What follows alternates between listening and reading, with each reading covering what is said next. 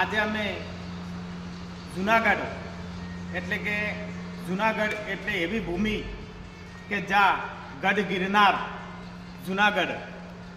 અને એ ગઢ ગિરનાર જુનાગઢની અંદરમાં આજે અમે અહીંયા એક મેન્યુફેક્ચર પ્લાન્ટ જે એપલ સીડ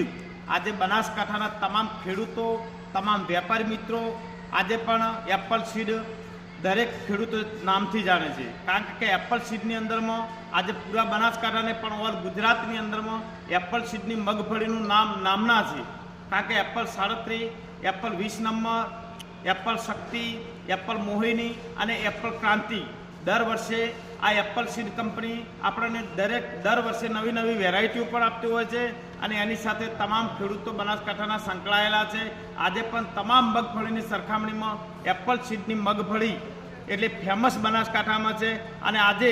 એ મગફળી એપલ સીડની મગફળીનો પ્લાન્ટ અમે અહીંયા મેન્યુફેક્ચર પ્લાન્ટ દેખવા માટે અમે નવો જે પ્લાન્ટ બનાવ્યો છે એ પ્લાન્ટ દેખવા માટે અમે અહીંયા આવ્યા.